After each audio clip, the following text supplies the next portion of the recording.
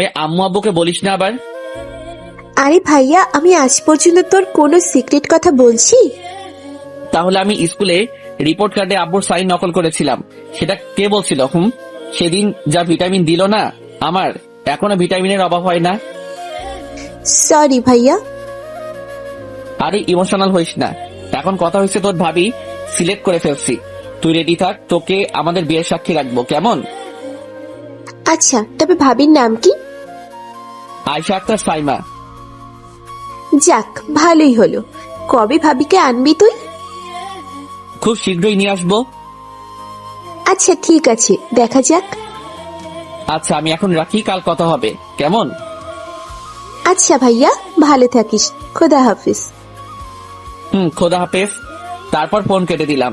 যেহেতু আজকে অনেক সময় পার হয়ে গেছে, তাই আর পড়া হলো না, তাই রাতের খাবার খেয়ে ঘুমিয়ে পড়লাম। সকালবেলা আমি ফ্রেশ হয়ে ভার্সিটি চলে যাই।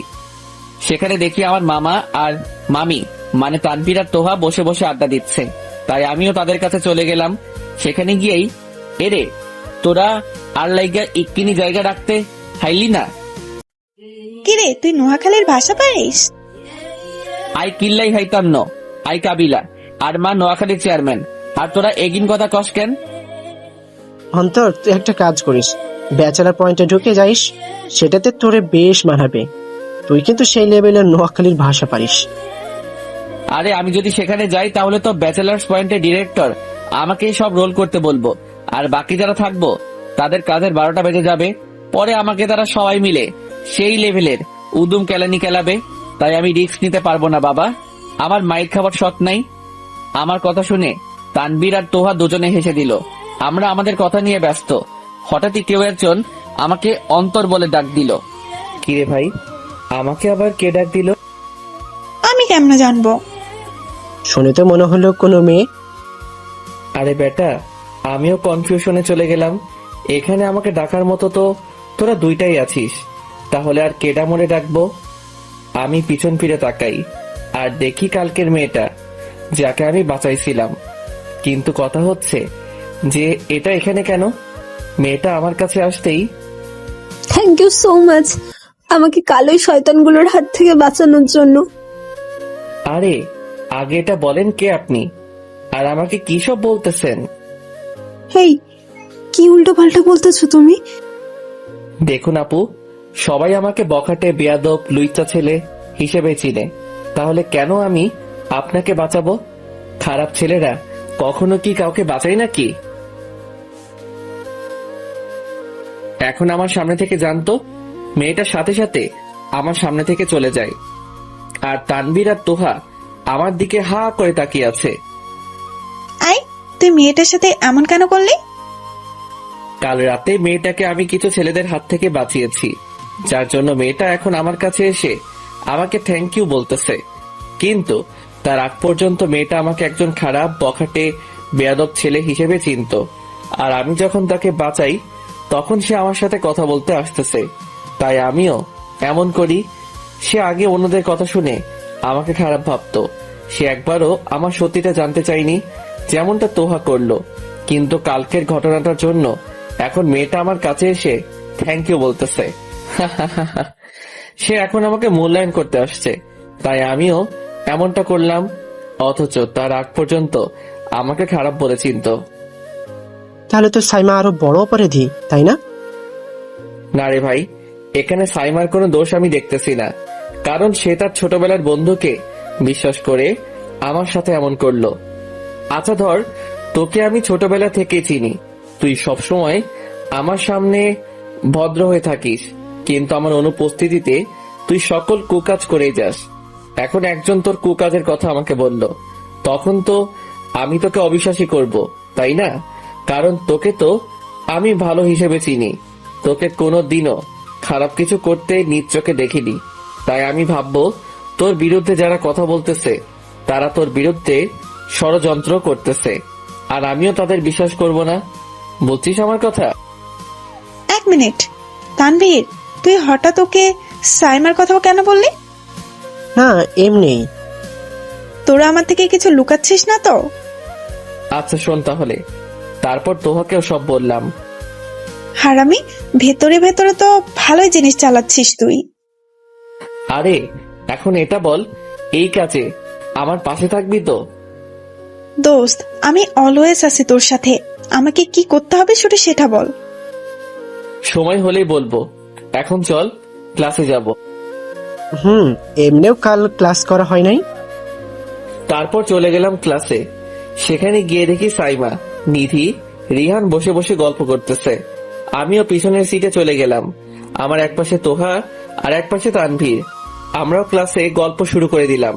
পরে মনে পড়লো কালকে সাইমার সাথে অনলাইনে কথা হয় নাই, তাই আমিও আমার সেই ফেক আইডি লগ ইন করলাম। করতেই মাশাআল্লাহ, মেসেজের অভাব নাই। আমার নোটিফিকেশনের আওয়াজ শুনে অনেকে আমার দিকে তাকায় আছে, বিশেষ করে তো তানভীর আর তোহা। আমিও নেট বন্ধ করে দিলাম। কিরে ভাই, কে তোরে এত এসএমএস দিয়ে রাখছে? তোদের ভাবি, মানে সাইমা, সে মেসেজের গোডাউন দিয়ে রাখছে আমারে। আল্লাহ জানে কি কি লিখছে। আমাদের দেখাবি কিন্তু। আরে দেখাবো, ক্লাস শেষ করে ক্যাম্পাসে গিয়ে আড্ডায় সব দেখাবো। আমরা কথা বলতেছি, এমন সময় স্যার আসে, তাই আমরাও কথা বন্ধ করে দেই। এরপর ক্লাসে মনোযোগ দিলাম। ক্লাসে আজকে আমাদের কিছু প্রশ্ন দিচ্ছে, তা আমাদের লিখতে হবে, তাই আমিও লেখা শুরু করে দিলাম। কিন্তু খেয়াল করলাম সবাই আমার দিকে তাকায় আছে। হঠাৎ তোহা বলে ওঠে, তুই বাম হাতে লিখিস? আসলে ছোটবেলা থেকেই লিখতে লিখতে অভ্যাস হয়ে গেছে। মামা, আমি শুনছি যারা বাম হাতে লেখে তাদের স্বভাব চেয়ে অন্য রকমের হয়, তাদের বুদ্ধি বেশি আর তাদের ট্যালেন্টও ওপর লেভেলের হয়। কিন্তু আমি ট্যালেন্টলেস। তারপর আবার লিখায় মনোযোগ দিলাম। লেখা শেষ, হঠাৎ স্যার বলে ওঠে, অন্তর, তুমি বাম হাতে লিখো? জি স্যার, আসলে ছোটবেলা থেকেই আব্বু অনেকবার ট্রাই করছে আমাকে ডান হাতে লেখানোর জন্য। পরে আম্মুর জোরাজোরিতে আর ট্রাই করে নাই, তাই আমিও বাম হাত ব্যবহার করতে থাকি। যাই হোক, ভালো। তার মানে তুমি সাকিব আল হাসানের মতো। প্রায় বলতে পারেন। স্যার আমাকে এই কথাগুলো বলে চলে গেলেন, আর আমরাও এবার বেরিয়ে গেলাম ক্লাস থেকে। তারপর সোজা আমাদের আড্ডার জায়গায়। এবার তোর ফোনটা দে। জি না, দেওয়া যাবে না। তারপর নেট অন করে ফোন নিয়ে বসে পড়লাম। দেখতে লাগলাম সাইমা কি মেসেজে দিছে। এই, তুমি আমাকে স্কার্ফটা কেন দিলা? আচ্ছা, তোমার কি আর কাজ নেই? প্রথমে চকলেট, তারপর স্কার্ফ, সাথে চকলেটও। আচ্ছা, তুমি কি সত্যি আমাদের ক্লাসমেট নাকি আমার সাথে ফান করলা? ও হ্যালো, কি হয়েছে? নেটে আসো না কেন? ওই, তোমার নাম্বারটা দাও তো। আমাকে আরো এইরকম প্রশ্ন করে ইনবক্স ভরায় রাখছে। আমি, তানভীর, তোহা দেখে হাসছি। হঠাৎ আবার মেসেজ দিল, এই যে মিস্টার হৃদয়, কি হয়েছে? আমার মেসেজ সিন করে রিপ্লাই দেন না কেন? সাথে সাথে আমিও রিপ্লাই দিলাম। আরে কেমনে রিপ্লাই দিতাম, আপনি তো আমার ইনবক্স প্রশ্নে ভরায় রাখছেন। আচ্ছা, সত্যি করে বলো তো, কেন আমাকে এই জিনিসগুলো দিলা? একদম সত্যি করে বলবা। আরে দিলাম আর কি, ফ্রেন্ড হিসেবে। সত্যি কি ফ্রেন্ড হিসেবে দিয়েছো নাকি অন্য কোনো মতলবে? আরে কেমনে কইতাম, আমার শরম লাগে তো। তাই? আমারও তো লজ্জা আছে, কেমনে কি কমু? আর সব কথা কি চ্যাট করে বলা যায় নাকি? আচ্ছা দাঁড়াও, আমার নাম্বার দিচ্ছি। তারপর সাইমা তার নাম্বার দিল। আরে নাম্বার দিলেন কেন? ইচ্ছে করতেছে এই লেজেন্ডারি ফাজিলের সাথে কথা বলতে, তাই দিলাম। মই কিন্তু ভালা না, ভালা লইয়া থাইকো, বুঝছো বলো? তুমি কি বরিশালের নাকি? আরে না, আই কেমনে বরিশালের হইতাম? আর মা নোয়াখালীর চেয়ারম্যান, আর আন্নে কন আই বরিশাইল্লা। ইগা কোনো কথা হইল নি? এই, তুমি তো দেখি নোয়াখালীর ভাষাও পারো। ও, এক্কেবারে হাসা কথা কইছো নে। বাহ, এবার চিটাগাঙেরও ভাষা। উফ, এই একবার ফোন দাও, তোমার ভয়েসটা শুনতে খুব ইচ্ছে করতেছে। তারপর সাইমার ফোন নাম্বারটা তুললাম ফোনে। আমার পাশে থাকা শয়তান আর শয়তানি আমার চ্যাটগুলো দেখে থ হয়ে আছে। শালা আর শালি হগল এক্কেবারে চুপচাপ কথা শুনেই যাবি, বুঝছিস? ঠিক আছে। আমিও সাইমাকে ফোন দিলাম। হ্যালো, আসসালামু আলাইকুম। ওয়ালাইকুম আসসালাম। আন্নে আর কথা হুনি কিরবেন গো? আই হইলাম কাবিলা, আর মা নোয়াখালীর চেয়ারম্যান, আর আন্নে কন আর গলার আওয়াজ হুইনবেন? ইগিন কোনো কথা হইল নি আফা? বিশ্বাস করেন, কথাগুলো বলতেছি আর মুখ চেপে হাসতেছি। আমি নিজে জানি না এই ভাষা আমার এত ক্লিয়ার কেন, তবুও মুখে হাসি চেপে ধরে কথা বলতেছি। হাসানি, আপনি এখন কোন হ্যান্ড থেকে কল? শালা এইও নোয়াখালীর ভাষা জানে? এখন যদি ভুল করি তাহলে প্রেস্টিজ প্লাস্টিক হয়ে যাইব। আপনিও নোয়াখালীর ভাষা জানেন? মোটামুটি পারি, কিন্তু তোমার ভয়েসটা খুব সুন্দর, একদম বাচ্চাদের মতো। ইয়ান আন্নে কি করেন আফা? আন্নে আরে সম্মান দিলেন নাকি ইনসাল্ট করলেন? তোমার ভিতরে মনে হয় আরো একটা কাবিলা লুকাইয়া আছে। এখন একদম সুন্দর করে কথা বলো। আর এটা বলো, তুমি এখন কোথায়? কেন গো আপু, আমাকে দিয়ে কি করবেন? তোমাকে আমি রোস্ট বানাই খাবো। উফ, তাই? আল্লাহ, তোমার কাছে বিচার দিলাম, নিরীহ পোলাটারে রোস্ট করার চিন্তা করতেছে। আমি যাই, রোস্ট হওয়ার শখ নাই বলে ফোনটা কেটে দিলাম। আমার কথাবার্তা শুনে পাশের দুইটা হাসতে হাসতে শেষ। মামা তুই লিজেন্ড, তার কাছেও লেজেন্ডারি ফাজিল হিসেবে পরিচয় দিলি, তোর তো জবাব নাই। সারা তুই হাসতেছিস? এখন তো সে আমার ভয় শুনে নিছে, তবে আমাকে এত সহজে চিনতে পারবে না। আমিও আড়াল হয়ে তাকে ভালোবেসে যাব, আর সময় হলেই তার কাছে ধরা দিব। তবে যতদিন পুরাপুরি পটাতে পারতেছি না, তার কাছেও ধরা দিব না। কিন্তু দোস্ত, সাইমার কথাবার্তা শুনেও মনে হচ্ছে সেও তোর প্রতি ইন্টারেস্ট। দোস্ত দোয়া কর যাতে সাইমাকে আমার বউ আর তোদের ভাবি বানাতে পারি। কর্মনি, যদি আমাদের কিছু খাওয়াস আর কি? তাহলে চল ক্যান্টিনে। তাদের দুজনকে নিয়ে চলে গেলাম ক্যান্টিনে।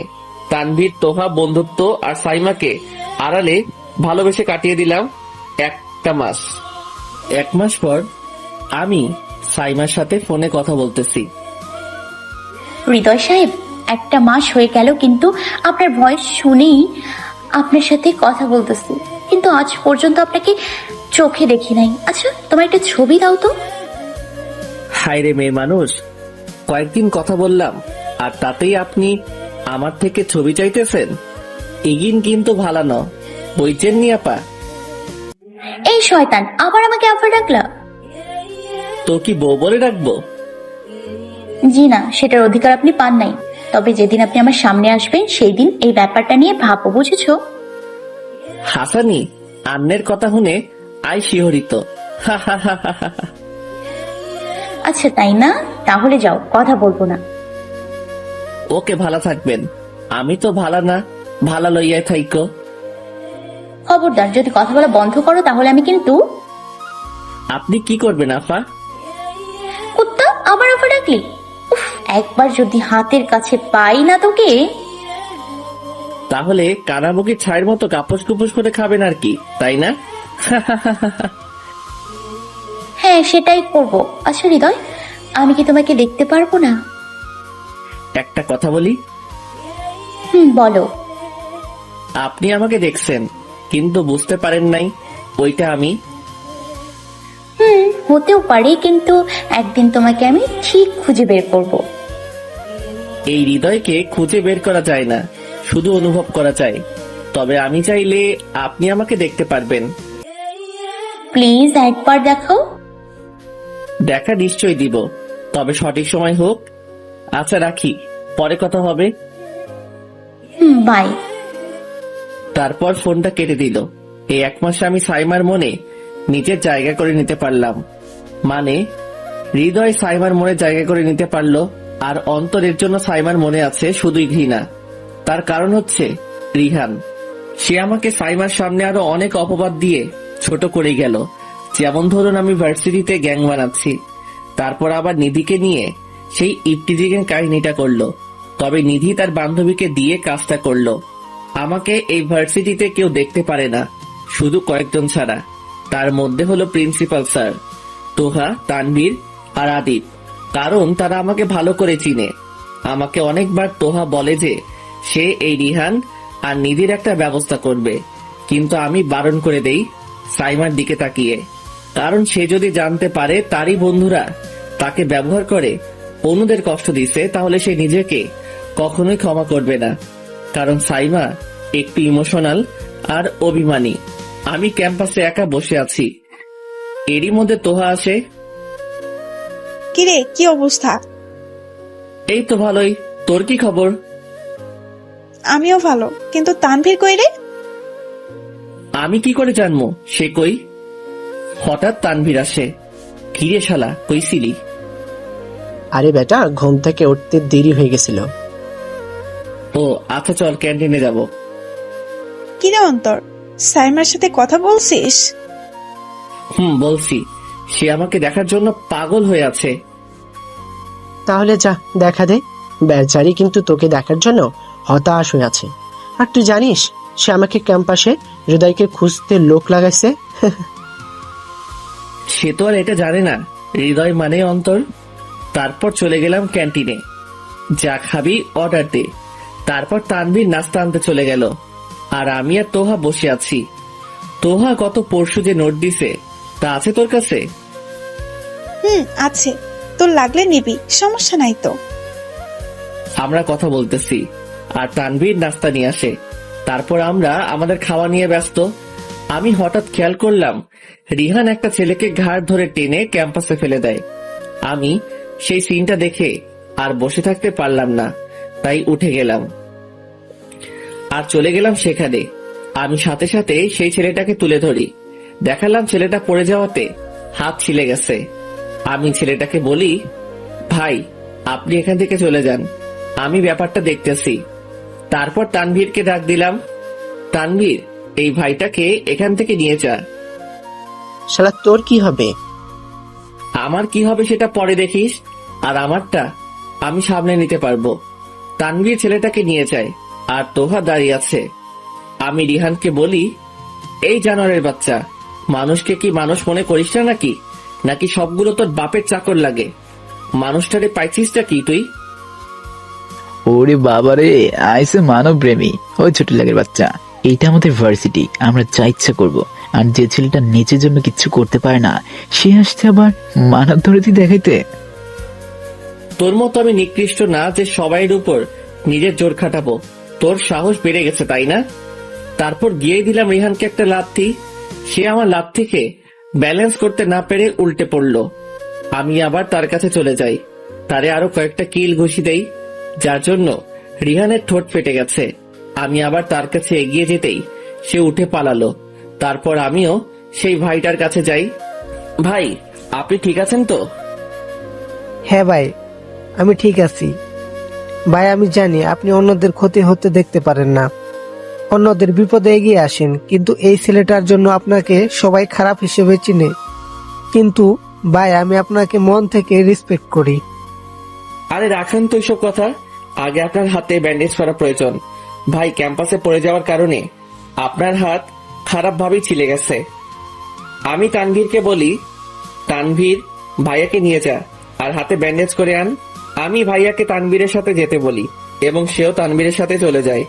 আর তোহা আমাকে বলে ওঠে, তুই যে রিহানকে মারলি, এখন তো সে সাইমাকে নিয়ে আসবে। আনুক, আমিও এবার ছাড়বো না জানোয়ারটাকে। জানি, তারা যদি তোর কোনো ক্ষতি করতে আসে সেটার ব্যাকআপ আমার কাছে আছে। হঠাৎ দেখলাম রিহান আসতেছে, খেয়াল করলাম সাইমাও আসতেছে, সাথে কিছু পুলিশও। আমিও এবার বুক টান করে দাঁড়িয়ে গেলাম।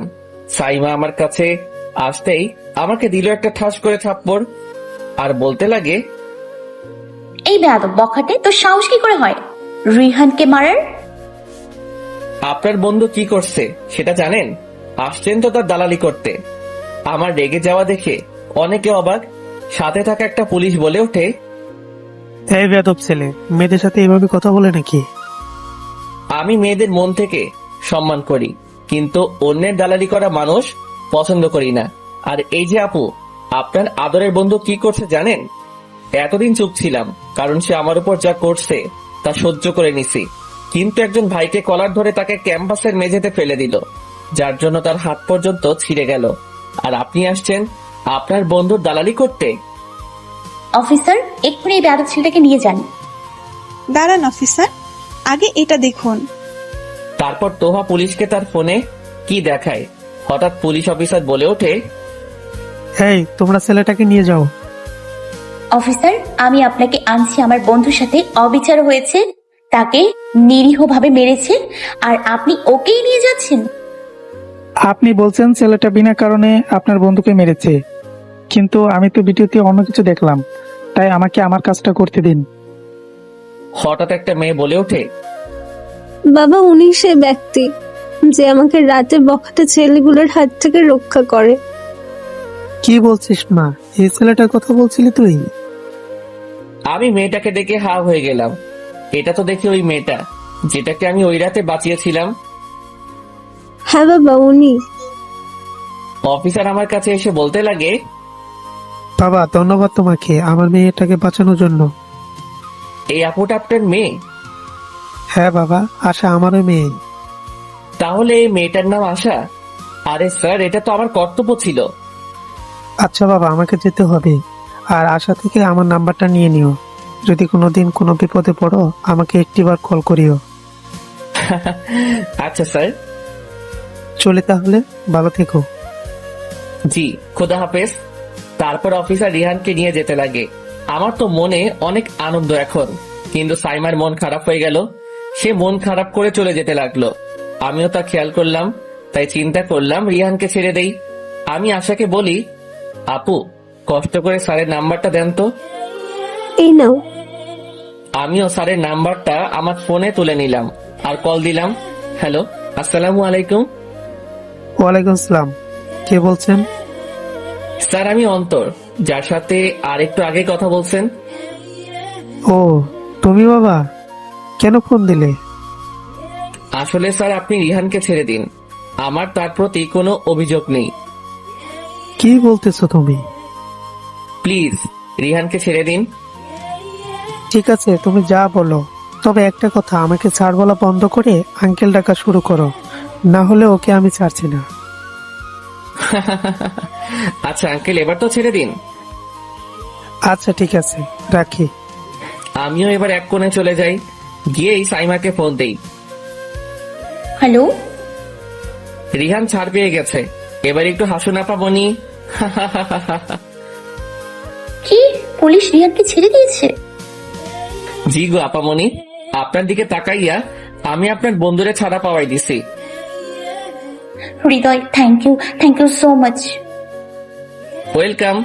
সব সময় হাসি খুশি থাকার চেষ্টা করবা, হ্যাঁ? ফোন কেটে দিলাম। আমি জানি এখন সাইমা ম্যাডাম আমার উপর থ্যাংক ইউ এর বৃষ্টি করবে, তাই ফোনটা কেটে দেওয়াই ভালো। আমি একটু পেছনে ফিরতেই দেখলাম আশা আমার দিকে তাকিয়ে আছে। সে বলে ওঠে, কার সাথে কথা বলতেছিলে? আমি একটা ফ্রেন্ডের সাথে কথা বলতেছিলাম। কিন্তু কেন আপু? এই তুমি আমাকে আপু ডাকতেছো কেন? আমার কি নাম নাই নাকি? আরে আপনাকে আপু ডাকলাম সেটাও ভালো, আপনাকে এক্সট্রা সম্মান দিলাম। কিন্তু আপু, আপনি ওই সময় এমন কেন বললেন আপনার বাবাকে যে আমি আপনাকে ওই রাতে ছেলেগুলোর হাত থেকে বাঁচাইছি? ওই রাতের ঘটনাটা আমি বাবাকে বলেছিলাম। বাবা তোমার সাথে দেখা করতে অনেকবার ভার্সিটি আসে, কিন্তু তোমাকে পাই কোথায় সেকেন্ডে সেকেন্ডে তুমি গায়েব হয়ে যাও।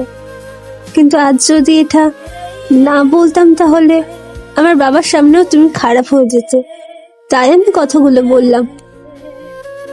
আচ্ছা থ্যাংক ইউ, আর সরি ওই দিনের ব্যবহারের জন্য। It's okay. আচ্ছা আমি কি তোমাদের বন্ধু হতে পারি? না মানে এখনো বেশিরভাগই আমাকে খারাপ হিসেবে চিনে, আর আপনি যদি আমার সাথে বন্ধুত্ব করেন তাহলে আপনার চরিত্র নিয়ে কথা উঠবো, তাই আমার সাথে না মেশাটাই ভালো। জি না, আমি তোমাদের সাথে বন্ধুত্ব করবই, বিশেষ করে তোমার সাথে। এখন বন্ধু বানাবা নাকি সেটা বলো। As you wish. তাহলে চলো তোমার বন্ধুদের সাথে আমাকে মিট আপ করাও। ওকে চলেন। অন্যদিকে এই শালা অন্তরটার জন্য আমি সাইমার সামনে খারাপ হয়ে গেলাম। এখন নিশ্চয়ই আমাকে সাইমা খারাপ ভাববে। না, আমাকে কিছু একটা করতে হবে। এই অন্তরকে টাইট দিতে হবে। শালা সাইমাকে নিজের জালে ফাঁসাতেই হবে, না হলে মোটা অঙ্কের টাকা মিস হয়ে যাবে। সাইমাকে অনেক কষ্টে আমার প্রতি বিশ্বাস জোগাতে পারলাম, এখন যদি আমাকে খারাপ মনে করে তাহলে তো সর্বনাশ। না, যে করে হোক ওকে আমাকে নিজে করতেই হবে। এইদিকে যাক, অবশেষে তোমাদের গ্রুপে জয়েন করলাম। আচ্ছা অন্তর, তোমার ফোন নাম্বারটা কি দেওয়া যাবে? অবশ্যই নিন। তারপর আশাকে আমার নাম্বারটা দিলাম। আচ্ছা, আমার একটু কাজ আছে, আমাকে যেতে হবে। আরে এখন আবার কিসের কাজ তোমার? একটু পার্সোনাল কাজ আছে, আমি এখন যাই, পরে কথা হবে। আচ্ছা বাই। তারপর সেখান থেকে চলে আসলাম। আসলে কাজ বলতে সাইমাকে একটা চকলেট দিব। মেয়েটা মন খারাপ করে আছে, তাই তাকে একটু খুশি করার চিন্তা করলাম। তাই চলে গেলাম দোকানে, সেখান থেকে একটা চকলেট নিয়ে নিলাম। তারপর ব্যাগ থেকে একটা কাগজ কলম বের করে কিছু কথা লিখে দিলাম। মন খারাপ করলে আপনাকে ভালো দেখায় না, হাসি খুশিটাই আপনার মুখে মানায়, ইতি হৃদয়। তারপর চলে গেলাম গেটের সামনে। সেখানে গিয়েই সিকিউরিটি চাচাকে বললাম, চাচা আসসালামু আলাইকুম। ওয়ালাইকুম সালাম। আজকে আবার কি দিতে হবে আমাকে? চাচা, আজকেও আপনাকে এই চকলেট আর কাগজটা সাইমাকে দিতে হবে। ঠিক আছে, তবে তুমি দাও না কেন বাবা? তুমি দিলেই ভালো হতো। এমনিও মেয়েটা আমাকে বারবার জিজ্ঞেস করে এই জিনিসগুলো কে দেয়, বা আমি তাকে দেখলে চিনতে পারবো কিনা, বা সে আসলে তাকে ফোন দিতে। চাচা সময় হলে আমি নিজেই তার কাছে ধরা দিব। তারপর চাচাকে সেই চকলেট আর কাগজটা দিয়ে আমি ক্যাম্পাসের দিকে চলে যেতে লাগি। তবে আমি খেয়াল করলাম রিহান চাচার কাছে গিয়ে কি যেন বলতেছে, আর আমার চকলেট আর কাগজটা নিয়ে নেয়। আমি যখনই যেতে নিব তখনই সাইমা গেটের কাছে চলে যায়। তাই আমিও আড়াল থেকে দেখতে লাগলাম আর কথা শুনতে লাগলাম। সাইমা রিহানের কাছে গিয়ে জিজ্ঞাসা করতে লাগে, তুই ঠিক আছিস তো? হ্যাঁ, আমি তো ঠিকই আছি। ওই খ্যাতের মতো পাওয়ার নাই যে আমাকে পুলিশ হাতে মার খাওয়াবে। তোর হাতে কি ওটা? আমার চকলেট আর কাগজটা দেখিয়ে, কই কিছুই না। দেখি। বলেই রিহানের হাত থেকে কাগজটা নিয়ে নেয়। সাইমা কাগজটা পড়ে অবাক হয়ে গেল আর বলতে লাগলো, তার মানে তুই হৃদয়? মানে হ্যাঁ। রিহানের মুখ থেকে হৃদয় হওয়ার কথাটা শুনে আমিও আর দাঁড়িয়ে থাকতে পারলাম না, সাথে সাথে সাইমার কাছে চলে গেলাম। সেখানে গিয়েই, সাইমা ও হৃদয় না, হৃদয় আমি।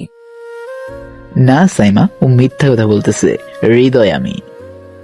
সাইমা বিশ্বাস করো, রিহান মিথ্যা বলতেছে। প্লিজ সাইমা, বিলিভ মি, আমি হৃদয়। চুপ, একদম চুপ। তুই কোনোদিনও হৃদয় হতে পারিস না, কারণ হৃদয় আর তোর মধ্যে অনেক পার্থক্য।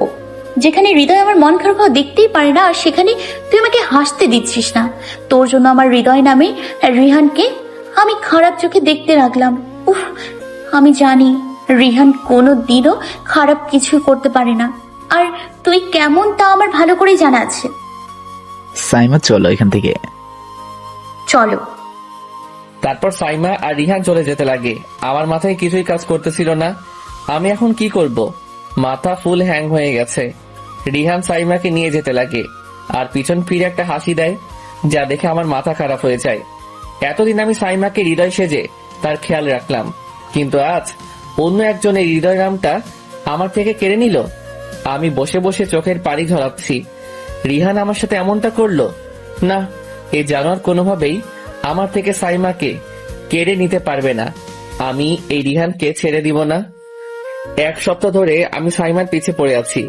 তাকে অনেকবার বোঝানোর চেষ্টা করলাম আমি তার হৃদয়, কিন্তু সে আমার কথায় কান্না দিয়ে সে জানোয়ার রিহানকে বিশ্বাস করে বসে আছে। আমি রিহানকে পেলাম, তাই আমি তার কলার ধরে ক্যাম্পাসের একটা নির্জন জায়গায় নিয়ে যাই আর বলতে লাগি, এই কুত্তার বাচ্চা, কি মনে করিস তুই? তুই নিজেকে হৃদয় বলে তো পরিচয় দিলি, কিন্তু হৃদয় সম্পর্কে কি জানিস তুই? সময় থাকতে সাইমাকে সত্যটা বল, না হলে তোর অস্তিত্ব মিটাই দিব। কিছুই করতে পারবি না তুই। আমাকে কিছু করলে সাইমা তোকে ছাড়বে না। কেউ আমাকে মারলে সাইমা তোকেই ধরবে, কারণ সাইমা জানে আমার আর তোর পিছে তুই পড়ে আছিস। আর সাইমার কথা বাদ দে, কারণ সাইমাকে তো আমার চাই, সে কোনো মূল্যেই হোক। রিহান, কাজটা ভালো হচ্ছে না। দেখ ভাই, আমি সাইমাকে নিজের চাইতেও বেশি ভালোবাসি, তাই প্লিজ আমি তোর কাছে হাত জোর করে বলছি, প্লিজ সাইমাকে সত্যটা বলে দে। সত্য তো কোনোদিনও বলবো না। বলে আমাকে ধাক্কা মেরে নিজেকে ছাড়িয়ে নিল। রিহান বুক ফুলিয়ে যেতে লাগে আর বলতে লাগে, সাইমার কথা ভুলে যা, কারণ আমি সাইমাকে চাই, যে করে হোক তাকে তো আমার করেই ছাড়বো। সন্ধ্যাবেলায় আমি সাইমার বাসার সামনে গেলাম। দেখলাম সাইমার বাসা খুব সুন্দর করেই সাজানো হচ্ছে। আমি সেখানে গিয়ে দারোয়ানকে জিজ্ঞাসা করলাম, চাচা বাড়ি এভাবে সাজাচ্ছে কেন? আরে কাল সাইমা মামুনির বিয়ে, তাই আজ সুন্দর করে বাড়িটা সাজানো হচ্ছে। দারোয়ানের কথাটা শুনে মনে হলো কেউ আমার কলিজায় ছুরি ঢুকিয়ে দিল। আমিও এবার ডাইরেক্ট বাড়িতে ঢুকে যাই আর সাইমা সাইমা বলে চিৎকার করতে লাগি। আমার চিৎকার শুনে বাড়ির সবাই বেরিয়ে আসে আর আসতে আমাকে বলতে লাগে, এই ছেলে, এভাবে সাইমাকে ডাকছো কেন? কে তুমি? আঙ্কেল প্লিজ আপনি সাইমাকে ডাকুন, ও আমাকে চিনে। কিছুক্ষণ পরে সাইমা আসে আর এসেই, এই বেয়াদব ছেলে, তোকে মানা করেছি না আমার আশেপাশে না যেতে? সাইমা প্লিজ আমার কথাটা শুনো, আমি তোমার হৃদয়, প্লিজ একটিবার আমাকে বিশ্বাস করো। কুত্তার বাচ্চা, তোকে কখনোই আমি বিশ্বাস করব না, কারণ তোকে আমাদের ভার্সিটির স্টুডেন্টরা ভালো করে চিনি। এক্ষুনি আমার বাড়ি থেকে বের হ। সাইমা প্লিজ কথাটা শুনো। কিছুক্ষণ পরে রিহান আসে আর বলে, দারোয়ান, এই ছোট লোকের বাচ্চাটাকে কে বাড়িতে ঢুকতে দিছে? এক্ষুনি বের করো এই ছোট লোকের বাচ্চাটাকে। দারোয়ান এসেই আমাকে টানতে টানতে বাড়ি থেকে বের করতে লাগে। সাথে সাইমা আর রিহানও বাহিরে আসে। আমাকে বাড়ির বাহিরে আনতেই বলতে লাগি, আমিও দেখব এই বিয়েটা কি করে হয়। এই বিয়েটা আমি ভাঙবই, যে করি হোক। সাইমা প্লিজ আমার কথাটা শুনো। কি বলবি তুই? তুই বলবি তুই হৃদয়, তাই না? শোন, তুই হৃদয় কোনো দিনও হতে পারিস না। আর যদি এই বিয়েটা ভাঙিস তাহলে আমি আত্মহত্যা করব, যার মৃত্যুর জন্য তুই দায়ী থাকবি। তাই বলছি আমার পেছনে পড়া বন্ধ কর। আর যদি এই বিয়েটা ভাঙে তাহলে আমি ওই পৃথিবীতে থাকবো না। আর দূর হ আমার চোখের সামনে থেকে। আমি সাইমার মুখে আত্মহত্যার কথা শুনে ভয় পেয়ে গেলাম, কারণ মেয়েটা যদি সেটা করে তাহলে আমি কোনোদিনও নিজেকে ক্ষমা করতে পারবো না। এই ছোট লোকের বাচ্চাটাকে এখনই ঘাট ধরে বের করে দাও। দারোয়ান সাথে সাথে আমাকে ঘাট ধরে বের করে দেয় আর আমিও রাস্তায় হামাগুড়ি দিয়ে পড়ে যাই।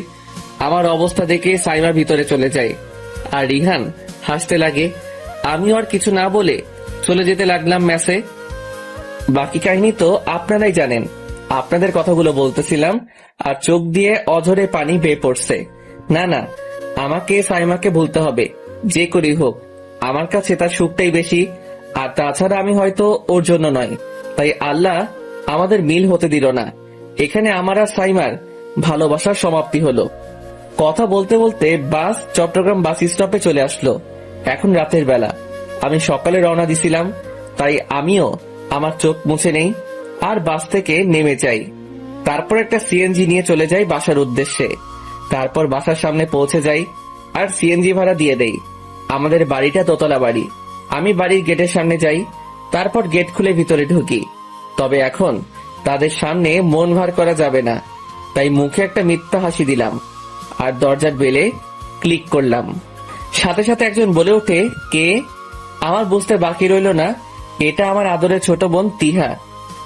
আমি গো আফা, আন্নে গো মুড়ি দোকানদার। তিহা দরজা খুলে আর আমাকে দেখে চমকে ওঠে, সাথে সাথে চিৎকার দিয়ে ওঠে, ভূত!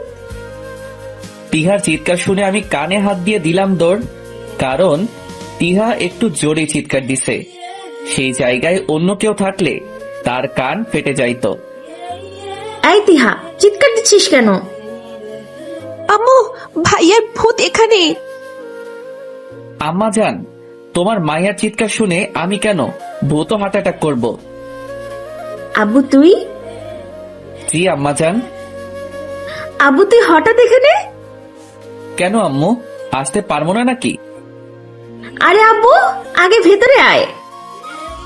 তারপর ভিতরে গেলাম, গিয়েই আগে তিহার চুল টান দিয়ে ধরে বললাম, এই শয়তানি এত জোরে চিৎকার দেয় নাকি? ভাইয়া আমি ব্যথা পাচ্ছি, আর আমি হঠাৎ করে তোকে দেখছি তো তাই, কিন্তু তুই হঠাৎ আসলি সেটা বুঝলাম না। আরে আসলাম আর কি। কিরে হারামজাদা, কি খবর তোর? জি আব্বু ভালো, তোমার কি খবর? এই তো ভালো আছি, যা ফ্রেশ হয়ে আয়, একসাথে খাবার খাবো। ওকে। তারপর চলে গেলাম রুমে। সেখানে গিয়ে ব্যাগ রেখে চলে গেলাম ফ্রেশ হতে। কিন্তু বারবার সাইমার কথা মনে পড়তে থাকে। কোনো মতে কষ্ট করে তার কথা মন থেকে সরিয়ে নিলাম আর চলে গেলাম নিচে। নিচে গিয়ে দেখি আম্মু খাবার টেবিলে আনতেছে। আমিও টেবিলে গিয়ে বসে পড়ি। তারপর বাকি সবাই টেবিলে এসে বসে আর খাবার খেতে শুরু করে। হঠাৎ আব্বু বলে উঠে, হঠাৎ এখানে আসলি যে? এমনি আসলাম, নাকি ওই দিনই শেষ বিদায় দিয়ে দিছিলা? উল্টাপাল্টা কথা বলিস কেন? এটা তো তোর বাড়ি, তুই যখন খুশি আসতেই পারিস। আচ্ছা, এখন এই টপিক বাদ দাও। তারপর রাতের খাওয়া দাওয়া শেষ করে চলে গেলাম রুমে। সেখানে গিয়ে জানালার পাশে বসে পড়ি। হঠাৎ তিহা আমার রুমে আসে আর বলে, ভাইয়া কি করিস? লুঙ্গি ড্যান্স করি। কেন, দেখিস না কি করি? তিহা আমার পাশে এসে বসে আমাকে বলতে লাগে, কি রে ভাইয়া, তোকে মন মরা দেখাচ্ছি কেন? কই মন খারাপ? দেখ ভাইয়া, তোকে দেখে বোঝাই যাচ্ছে তোর মন খারাপ, কিন্তু কেন তা জানি না। আচ্ছা ভাইয়া, সাইমা ভাবির কি খবর? তিহার মুখ থেকে সাইমার নামটা শুনে আমার মন আরো খারাপ হয়ে গেল। প্রায় চোখে পানি চলে আসছে, কিন্তু কোনো মতে তা আটকে রাখি। জানিস তিহা, আমি না বামন হয়ে চাঁদে হাত দিতে চেয়েছিলাম, তাই সে চাঁদটা পেলাম না। মানে? তিহা, সে আমার জন্য নয়, সে অন্য কারো হয়ে গেল। বলে আর চোখের পানি আটকে রাখতে পারলাম না। তিহাকে ধরে কান্না করে দিলাম। আসলে কষ্ট তো তখনই লাগে যখন নিজের ভালোবাসার মানুষটা অন্য কারো হয়ে যায়, আর আপনাকে তা শুধু দেখে যেতেই হয়, কিছু করতে পারেন না। এই ভাইয়া, কান্না করছিস কেন? থাক ভাইয়া, বাদ দে তাকে। হয়তো সে তোর জন্য নয়, তাই তোদের মিল হলো না। কিন্তু ভাইয়া, এভাবে ভেঙে পড়লে তো আর হবে না। ভাইয়া শোন, হয়তো আল্লাহ তোর জন্য তার থেকে ভালো কিছু রেখেছে। ভাইয়া কান্না করিস না। কিন্তু আমার চোখের পানি কোনো মতেই থামতে চাচ্ছে না। এই ভাইয়া, এবার কিন্তু আমিও কান্না করে দিব। কান্না থামা তো। তিহা আমার চোখের পানি মুছে দেয় আর বলে, ভাইয়া, হয়তো সে তোর ভালোবাসা বোঝে নাই, তাই তোর হয় নাই, কিন্তু একদিন সে তোর জন্য পস্তাবে। আর শোন, একটা মেয়ের জন্য এভাবে কান্না করে কি লাভ? শোন, যেটা তোর সেটা তোরই থাকবে, আর যেটা তোর নয় সেটাকে তুই নিজের কাছে আটকে রাখতে পারবি না। তাই আমি বলি কি, সেই মেয়েটার কথা ভুলে গেলেই ভালো হবে। আর যা, মুখ ধুয়ে আয়, আজকে দুজন মিলে সারা রাত গল্প করব। আমিও ওয়াশরুমে চলে গেলাম। সেখানে গিয়ে মুখ ধুয়ে নেই, তারপর রুমে আসি। দেখি তিহাও কান্না করতেছে। হয়তো সে তার ভাইয়ের কষ্ট বুঝতে পারছে, তাই তারও চোখে পানি। আমি তিহার কাছে গিয়ে বলি, এই তিহা, তুই কেন কান্না করতেছিস? যা মুখ ধুয়ে আয়। আমার কথা বলা মাত্রই তিহা ওয়াশরুমে গিয়ে মুখ ধুয়ে আসে। তারপর আমরা অনেকক্ষণ গল্প করি। আসলে তিহাকে আমি কোনো দিনও বোন মনে করি নাই, কারণ সে বলতে গেলে আমার বন্ধু, যার সাথে সকল কথা আমি শেয়ার করি। সেও তার কথা আমার সাথে শেয়ার করে। আমরা অনেকক্ষণ আড্ডা দেই। তারপর তিহা চলে যায় তার রুমে, আর আমিও আমার খাটে উঠে শুয়ে পড়ি। কিন্তু চোখে ঘুম নেই। তার কারণ হচ্ছে সাইমার স্মৃতিগুলো আমার মাথায় ভালোভাবেই আঁকড়ে ধরে আছে। তবুও জোর করে ঘুমিয়ে পড়ি। সকালবেলা, ভাইয়া, এই ভাইয়া, কে রে, তোর ঘুমের রোগ এখনো যায়নি? তিহা আমার কলিজার বোন, একটু ঘুমাইতে দে। আরে ওঠ তো, আম্মু নাস্তা বানিয়েছে আর আমাকে বলছে তোকে ঘুম থেকে তুলতে। এখন ওঠ। নাস্তা পরে, আগে ঘুম। যা তো আমার চোখের সামনে থেকে। দাঁড়া, তোর ঘুম বাহির করতেছি। আল্লাহ গো, গেলাম। আমার কোমর গেল। কুত্তি, আমাকে এইভাবে টান দিয়ে ফেলে দিলি। দাঁড়া, আজকে তোর একদিন কি আমার একদিন। উঠে তিহাকে দৌড়াতে লাগলাম। এক দৌড়ে নিচে চলে গেলাম। দেখলাম আম্মু নাস্তা রেডি করতেছে। আম্মু, আমি তোমাদের সাথে কি এমন শত্রুতা আমি করলাম? কেন রে আব্বু, কি হয়েছে? একটু শান্তিতে ঘুমাই তো পারি না, আর তোমার এই মেয়েটা আমাকে টান মেরে খাট থেকে ফেলে দিচ্ছে। আম্মু, ভাইয়াকে অনেকবার ডাকলাম, কিন্তু ভাইয়া উঠতে ছিল না, তাই এই নিনজা টেকনিক ব্যবহার করতে হলো। তোদের দুইটাকে নিয়ে না আর পারি না, একটা আরেকটার পিছনে লেগেই থাকিস, আবার একে অপরকে ছাড়া থাকতেও পারিস না। আম্মু, এক কাজ করো, তিহাকে বিয়ে দিয়ে দাও। আমাকে বিয়ে দিলে তুই বেশি কান্না করবি, তাই আজাইরা কথা বলে লাভ নেই। আরে সেটা সময় হলে বোঝা যাবে। তোরে যদি বাসার থেকে পার করতে পারি তাহলে লাভ আমারই হবে। তোর ব্যাংকে অ্যাটাক দিব, তোর অনেক কিছু আমার হয়ে যাবে। এসব কথা বাদ দে, নাস্তা করতে আয় তোরা। আমি এখন ফ্রেশ হয়ে আসি। যা তাড়াতাড়ি ফ্রেশ হয়ে আয়। চলে গেলাম ফ্রেশ হতে। ফ্রেশ হয়ে বের হয়ে আবার চলে গেলাম টেবিলে। তারপর নাস্তা করে রুমে আসলাম। পরে মনে পড়লো মোবাইলের কথা, তাই মোবাইলটা হাতে নিলাম। পরে চিন্তা করলাম এখন ফোন অন করলেই সবাই আমাকে সেই সাইমার কথা বলবে, আর নেটে ঢুকতে মন চাইবে, আর নেটে ঢুকলেই সেই সাইমাকে নিয়েই আলাপ হবে। তাই আমি ফোনটা খুলে সেখানে আরো একটা সিম আছে সেটা নিলাম, আর ড্রয়ার থেকে আমার নর্মাল ফোনটা নিয়ে সেখানে সেই সিমটা ঢুকালাম। এই সিমটার নাম্বার ওইখানে কারো কাছে নাই, তাই এটা ব্যবহার করলে কোনো অসুবিধা হবে না। তাই আমিও এই সিমটা নিশ্চিন্তে ব্যবহার করতে পারবো। সাইমার স্মৃতি থেকে নিজেকে মুক্ত করতে হলে অন্য কিছু নিয়ে ব্যস্ত থাকতে হবে। তাই চিন্তা করলাম এলাকার বন্ধুদের নিয়ে ব্যস্ত থাকবো। তাই এক হারামিকে ফোন দিলাম, সেও রিসিভ করলো। কিরে রাহিব, চোর ধরি করে তুই? শালা আবার আমাকে চোর ধরা কইলি? আমাকে কি তোর চোর ধরা মনে হয় নাকি? শালা তোর নামই তো রাহিব চৌধুরী, তাই তোরে আদর করে এই নামে ডাকি। এখন বল কই তুই? বাড়িতে কেন? মামা, পুরানো আড্ডার জায়গায় আসো, সেখানে দেখা হচ্ছে। তুই এলাকায় আসছিস? তুই আয় তো, সাথে ইমরান আর জিসান রে বলে দিস। মাম্মা খেলা হবে, আমি এক্ষুনি আসতেছি। তারপর ফোন কেটে দিলাম। আমিও এবার বের হওয়ার জন্য রেডি হলাম, আর আমার ওয়ালেট আর নর্মাল ফোনটা নিয়ে বাড়ি থেকে বের হলাম। তারপর হাঁটতে লাগলাম আমাদের আড্ডার উদ্দেশ্যে। আমাদের আড্ডা হচ্ছে একটা চায়ের দোকান, সেখানে আমরা আড্ডা দেই আর চা খাই। তবে সিগারেটে আমাদের ইন্টারেস্ট নাই। চিন্তা করলাম এক হারামজাদিরে ডিস্টার্ব করবো, তাই ফোনটা হাতে নিয়ে একটারে কল দিলাম। যারে কল দিলাম তার নাম শান্তা। আমি তারে জাতির শ্রেষ্ঠ আন্টি কান্তা আন্টি বলে ডাকি। ফোন দেওয়ার সাথে সাথে সেও রিসিভ করে। হ্যালো, আসসালামু আলাইকুম, কে বলতেছেন? আমি থানা থেকে ইন্সপেক্টর অর্ণব বলতেছি। আমি কি শান্তার সাথে কথা বলতেছি? জি, কিন্তু থানা থেকে আমাকে কেন কল দিলেন? জি, আপনার নামে প্রতারণার মামলা করা হয়েছে। এখন আপনি কোথায় আছেন সেটা বলেন। জি, আমি তো বাসায় আছি, কিন্তু আমি তো কাউকে কিছু করি নাই।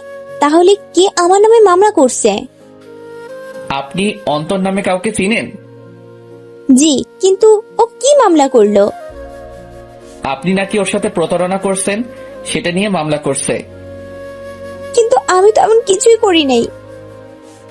আমি আপনাদের বাড়িতে পুলিশ পাঠাচ্ছি আপনাকে গ্রেফতার করার জন্য। যা বলার থানায় বলবেন। প্লিজ আপনি একটু অপেক্ষা করুন, আমি অন্তরের সাথে একটু কথা বলে নিই। আচ্ছা বলেন, কিন্তু তাড়াতাড়ি, না হলে আপনাকে আমার সময় নষ্ট করার জন্য জরিমানা দিতে হবে। কিছুক্ষণ পর, এই যে মিস, কি হলো, কথা হইছে? ওর ফোন বন্ধ। আপনি আমার সময় নষ্ট করলেন, এখন 1000 টাকা জরিমানা দিতে হবে।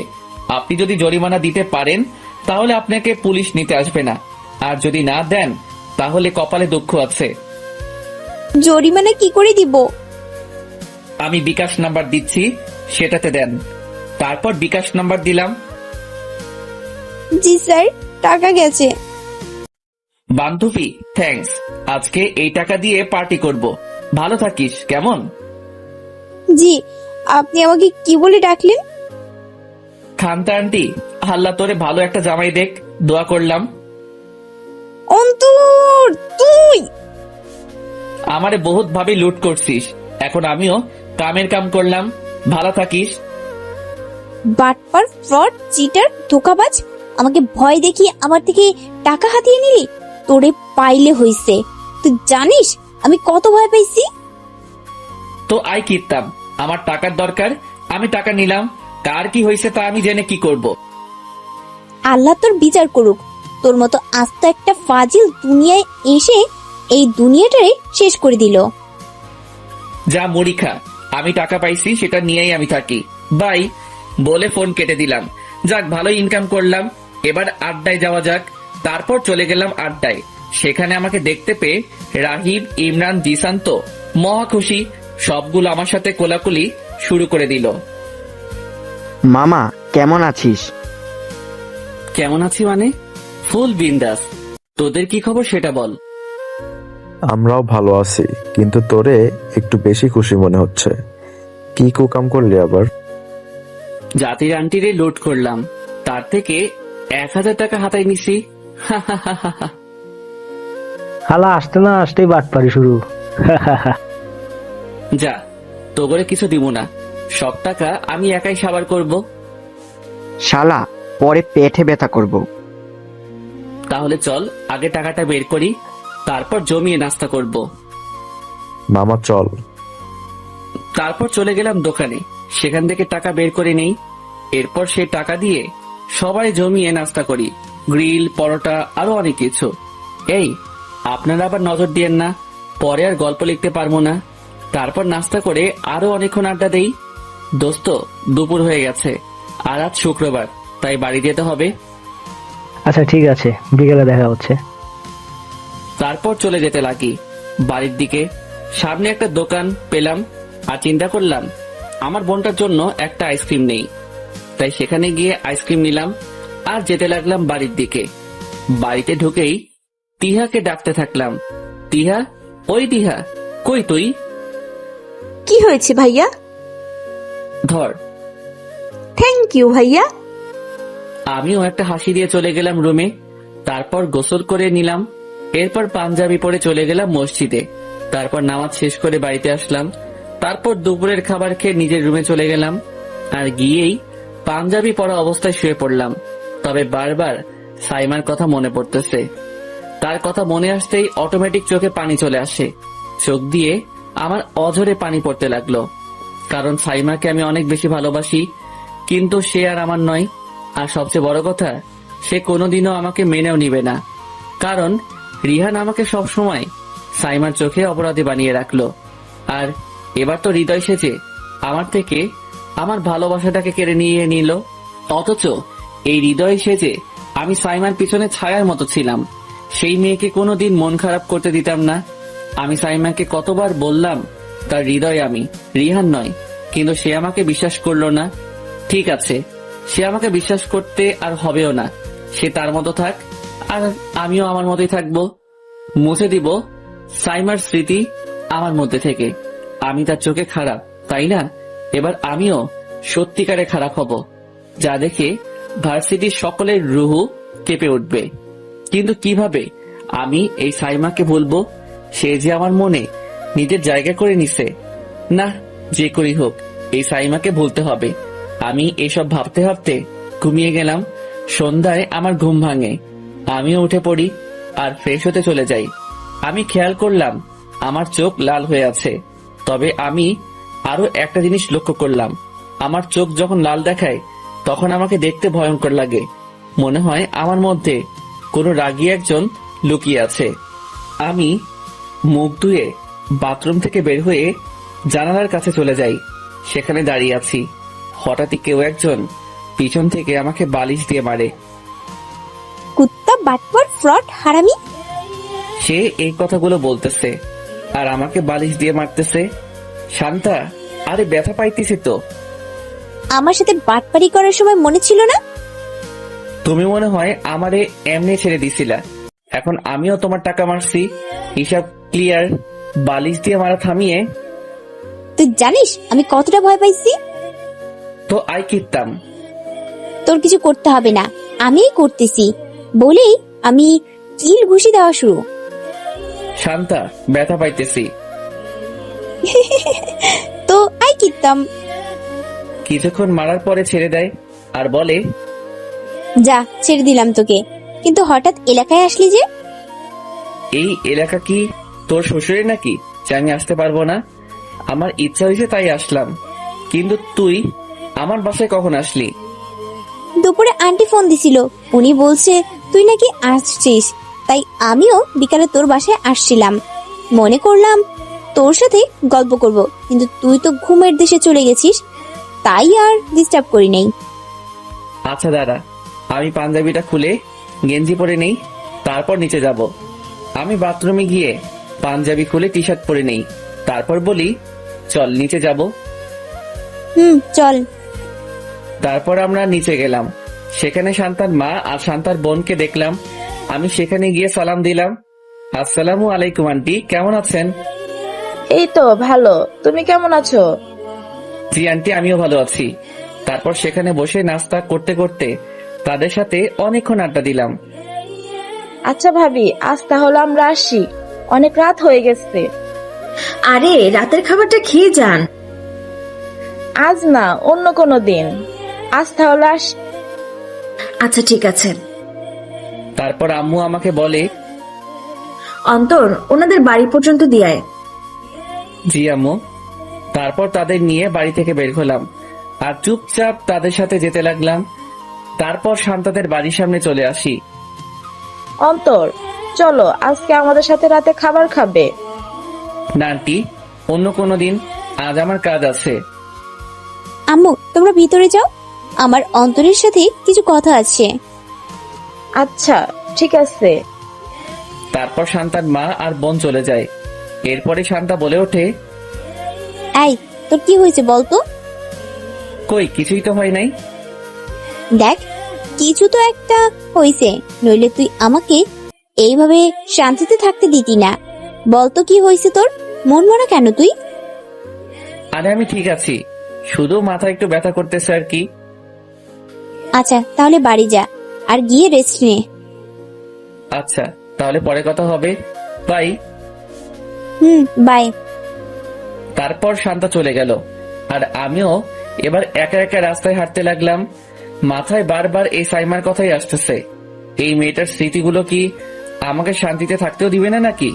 কেন আমার মস্তিষ্কে তার স্মৃতিগুলো আঁকড়ে ধরে আছে? আর কিছুই ভালো লাগতেছে না। যখনই এই মেয়েটার কথা মনে আসে, অজান্তেই আমার চোখ দিয়ে পানি পড়তে লাগে। নির্জন রাস্তায় আমি একা একা হাঁটছি আর চোখের পানি ফেলছি। আজ সত্যি কলিজাটা ফেটে যাচ্ছে, কিন্তু আমার কষ্ট বোঝার মতো এখন কেউ আমার পাশে নেই। হাঁটতে হাঁটতে আরো এক নির্জন জায়গায় চলে গেলাম, তবে সেদিকে আমার খেয়াল নেই।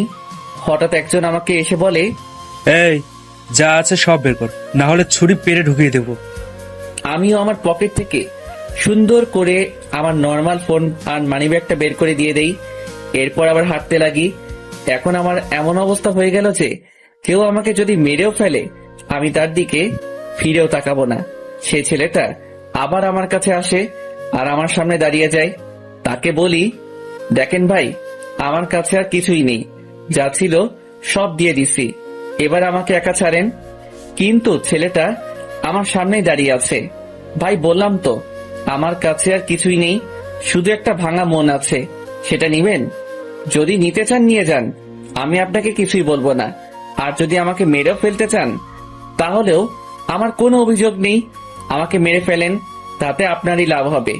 আমার শরীরের অঙ্গ প্রত্যঙ্গ নিয়ে বাজারে বিক্রি করে দিয়েন। বলেই কান্না করতে করতে রাস্তার মাঝখানে বসে পড়লাম। আমি কান্না করেই যাচ্ছি। ছেলেটা বলে ওঠে, ভাই, আমি ছিনতাইকারী হতে পারি, কিন্তু এতটাও নিকৃষ্ট মানুষ নই যে আপনার কষ্ট দেখে আপনাকে এভাবে মেরে ফেলবো বা আপনার ক্ষতি করব। আপনাকে দেখে মনে হচ্ছে আপনার ভালোবাসা আপনাকে ছেড়ে চলে গেছে, তাই তো? আমি ছেলেটার দিকে তাকিয়ে আছি। ছেলেটা আমাকে ধরে রাস্তার এক কোণে নিয়ে যায় আর বসিয়ে দেয়, আর সেও আমার পাশে বসে আর বলতে লাগে, আপনার কষ্ট আমি বুঝি ভাই। আসলে এই দুনিয়ায় না, ভালোবাসা আমাদের জন্য নয়, আমরা যাদের মন থেকে বেশি ভালোবাসি তারাই আমাদের সব থেকে বেশি কষ্ট দেয়। আমিও আপনার মতো পরিস্থিতির শিকার হয়েছি। আমার ভালোবাসাও আমাকে ছেড়ে চলে যায়, কারণ আমি মধ্যবিত্ত বলে। আমার না ছিল ভালো চাকরি, না ছিল একটা ভালো ঘর, কিন্তু আমি প্রতিনিয়ত তার আবদারগুলো পূরণ করার চেষ্টা করতাম। কিন্তু সে আমাকে বুঝলো না। সে আমার ভালোবাসা নিয়ে ছিনিমিনি খেলেই গেল, কিন্তু আমি তাকে পাগলের মতোই ভালোবাসতাম। সে আমার ভালোবাসা নিয়ে খেলেই গেল, আর আজ আমিও ছিনতাইকারী হয়ে গেলাম। জানেন ভাই, এই শহরে ভালোবাসা তাদের জন্যই যাদের আছে মোটা অঙ্কের টাকা পয়সা। এই দুনিয়ায় মধ্যবিত্তদের জন্য ভালোবাসা একটা হারাম জিনিস। কিন্তু ভাই, আমিও তো আর এভাবে তার স্মৃতিগুলো নিয়ে বসে থাকতে পারবো না, তাই আমিও তার স্মৃতিগুলোকে হত্যা করি আর নিজের মতো জীবন যাপন করতে লাগলাম। তাই আপনিও সেই মানুষের স্মৃতিগুলো হত্যা করুন, দেখবেন একদিন সে আপনার ভালোবাসা বুঝবে। কিন্তু তার জন্য এভাবে সময় নষ্ট না করে বা নিজেকে কষ্ট দিয়ে তো লাভ নাই ভাই। এই দুনিয়ায় বসে থাকা যায় না, আর এমন অনেক কিছুই আপনার জীবনে আসা যাওয়া করবে। তাই মনকে শক্ত করুন আর মুছে ফেলুন সেই মানুষটার স্মৃতি। ঠিক বলেছেন ভাই, আমি কেন এই মানুষটার স্মৃতি নিয়ে থাকবো? সে আমার ভালোবাসা বোঝেনি, আমিও এবার তাকে আমার মন থেকে চিরদিনের জন্য মুছে ফেলবো। ভাই, আপনার কাছে সিগারেট হবে? হ্যাঁ, এই সিগারেট দিয়ে তো আমি এখন হাসি খুশি ভাবে চলতেও থাকতে পারি। তবে যেটা আছে ওইটা অনেক তেতো টাইপের, খাইতে পারবা না ভাই তুমি? জীবনটাই তেতো হয়ে গেল, এখন তেতো জিনিসও তেতো লাগবে না। দিন, আজ থেকে ভালোবাসার নেশাকে ত্যাগ করে এই সিগারেটে নেশা ধরতে চাই। ভালোবাসা থাক আর না থাক, আমার সুখের জন্য সিগারেটটাকেই বেছে নিলাম। তারপর ছেলেটা তার পকেট থেকে এক প্যাকেট সিগারেট বের করলো, সেখান থেকে 2টা সিগারেট নিল, একটা আমাকে দিল আর একটা সে নিল। তারপর ধরিয়ে দিলাম সেই সিগারেটটা আর টানতে শুরু করলাম। তবে আর যাই বলি, সিগারেটটা আসলেই তেতো। আর প্রথম সিগারেট টানতে টানতে একটু অন্যরকম লাগতেছিল, কিন্তু কিছুক্ষণ পরে ভালোভাবেই সেই সিগারেটের স্বাদ নিতে থাকি। তারপর আমি ছেলেটাকে বলি, ভাই, একটা আবদার করব, রাখবেন? কি ভাই? ছিনতাই করে ছেড়ে দেন আর আমার সাথে ঢাকা শহরে চলুন, সেখানে আশা করি আপনি একটা ভালো কাজ পাবেন। ঠিক আছে ভাই, আজ থেকে আমি ছিনতাই করা ছেড়ে দিলাম, তবে আমাকে নাম ধরে ডাকবা। আর আমার নাম হচ্ছে শিহাব।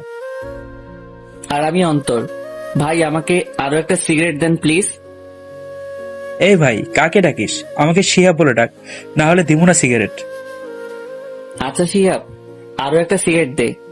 তারপর শিহাব আমাকে একটা সিগারেট দেয়। শিহাব, চল আমার সাথে, আজ থেকে আমার সাথে থাকবি। ওই বেটা, আমার পরিবারের কি হইব? আচ্ছা, তাহলে আমার সাথে রাতের খাবারটা তো খেয়ে নে। না রে ভাই, বাসায় যেতে হবে, না হলে কপালে দুঃখ আছে। শিহাব, তুই যে ছিনতাইকারী, তোর বাসায় জানে? না, আর মনে হয় না কোনোদিনও যেতে পারবে, কারণ আমি তো তোর জন্য এই পেশা ছেড়ে দিচ্ছি। কতটুকু পড়ছিস ভাই? ডিপ্লোমা কমপ্লিট করেছি। তাহলে তো আপনি আমার সিনিয়র ভাই। শালা, এক লাথি দিমু, সোজা তোর বউয়ের কোলে পড়বি। শিহাবের কথাটা শুনে মন খারাপ হয়ে গেল, কারণ আমি সাইমাকে নিজের বউ বানাতে চেয়েছিলাম, কিন্তু তা তো হয়নি। সরি ভাই, ভুল হয়ে গেছে। আর এই নে তোর ওয়ালেট আর ফোন। তবে শালা, ওইটার কি তোর বউ হওয়ার যোগ্যতা আছে? আমি অন্য কেউকে মনে করে বললাম। আচ্ছা তাহলে যাই, পরে কথা হবে। ও, তোর নাম্বারটা দে। নে। তারপর শিহাবের থেকে নাম্বারটা নেই। আচ্ছা দোস্ত, আমি যাই, পরে কথা হবে। সাবধানে যাস। তারপর চলে গেলাম বাসার দিকে। তবে গায়ের থেকে সিগারেটের গন্ধ বের হচ্ছে, যদি বাসার কেউ জানতে পারে তাহলে আমি আর আস্ত থাকবো না। তাই দোকানের দিকে যাই, আর একটা পারফিউম নিয়ে নিলাম, সেটা গায়ে লাগিয়ে নেই।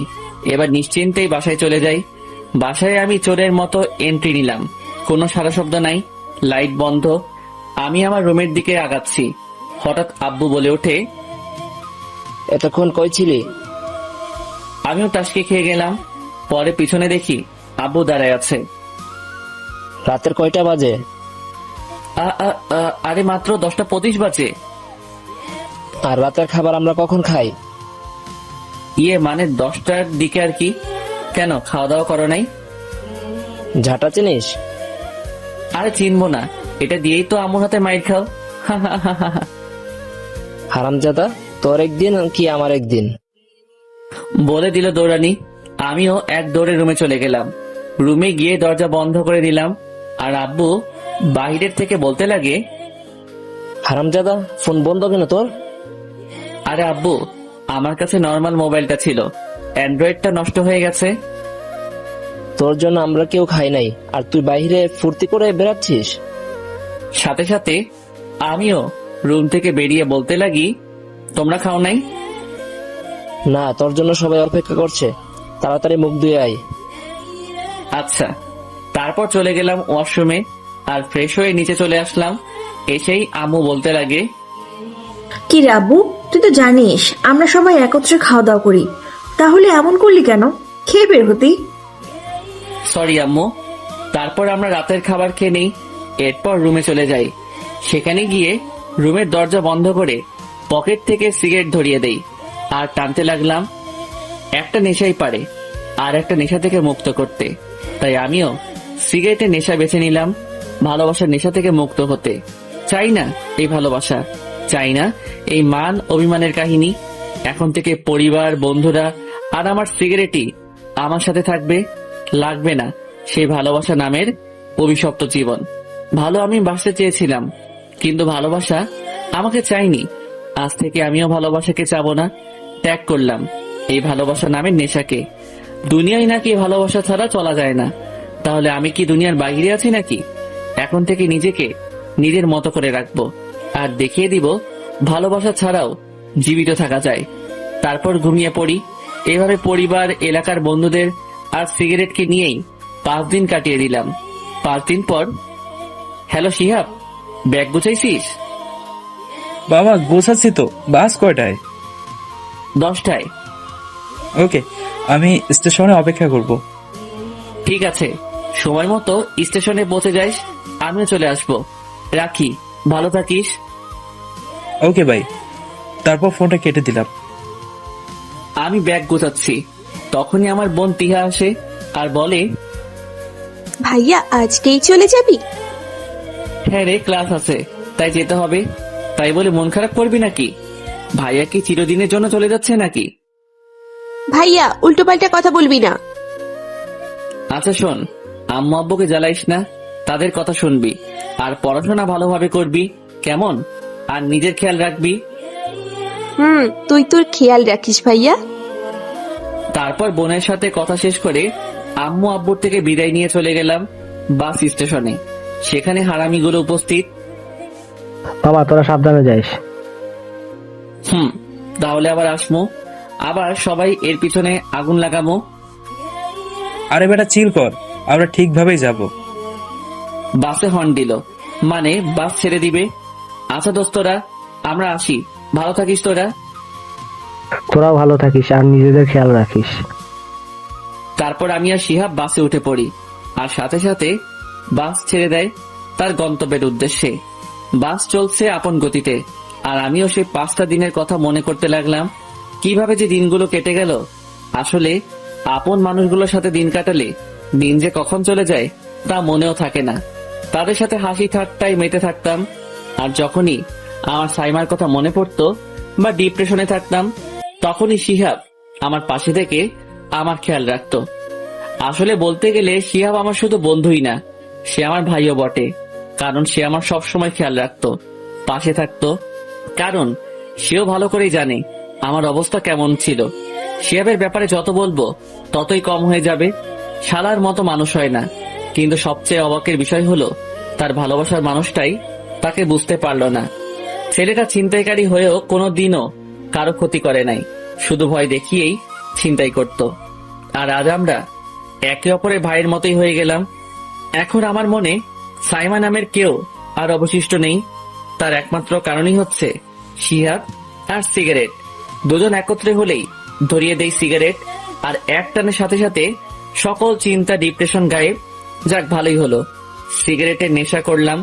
তবে আমি সাজেস্ট করব আপনারা আবার সিগারেট খাওয়া শুরু করে দিয়েন না।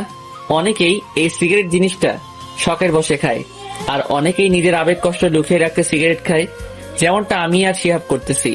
আর এই 5টা দিনে একবারও আমি আমার অ্যান্ড্রয়েড ফোনটা অন করিই নাই, কারণ তার প্রয়োজনই পড়ে নাই। দেখলাম শালা শিহাব ঘুমায় গেছে, আমিও চিন্তা করলাম একটা ঘুম দেই। তাই আমিও নিজের সিটে বসেই দিলাম লম্বা একটা ঘুম। রাত 2:30 বাজবে মনে হয়। বাস বিরতির জন্য থামলো। থামার সাথে সাথেই আমার ঘুমটা ভেঙে যায়।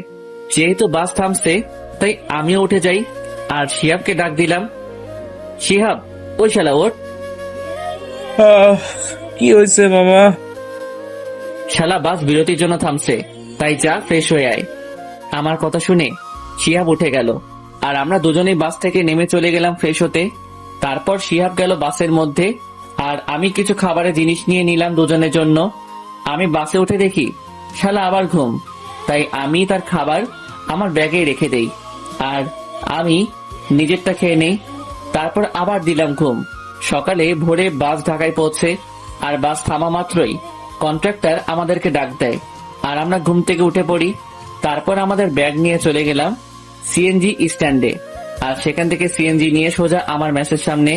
তারপর দুজনে মেসে ঢুকে যাই। শিয়াবের তো ঘুমের 12টা বেজে গেছে, তাই শালা আমার বেডে শুয়ে ঘুমিয়ে পড়ে। আর আমি যেহেতু জেগেই আছি, তাই ফজরের নামাজটা পড়ে নেই। তারপর আমি একটু বাইরে গেলাম হাঁটতে, আবার সেই ঢাকায় ফিরলাম। রাস্তায় হাঁটতেছি আর মনের ভিতরে শান্তি অনুভব করতে লাগলাম। আসলে এতদিন আমার মনটা অনেক ভারী মনে হতো, কিন্তু শিহাব আমার মনটা হালকা করে দিল। সে আমার ডিপ্রেশনের সময় আমার পাশে ছিল আর আমাকে ফুল সাপোর্ট করলো।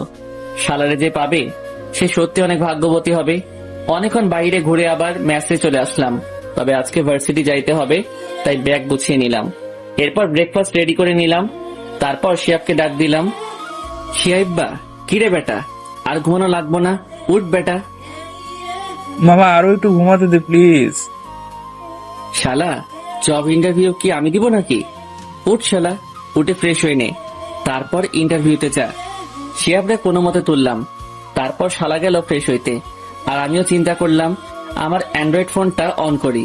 তাই আমার নর্মাল সেট থেকে সিমটা খুলে আমার অ্যান্ড্রয়েড ফোন লাগিয়ে নেই, কারণ আমার এই সিমটাও অনেক কাজের। তারপর ফোনটা অন করে নিলাম এবং আমার স্টাডি টেবিলের উপর রেখে দিলাম। তারপর শিহাব আসে আর আমরা নাস্তা করে নিলাম। এরপর শিহাব ইন্টারভিউতে যাওয়ার জন্য রেডি হচ্ছে আর আমি ফোন নিয়ে বসে পড়ি।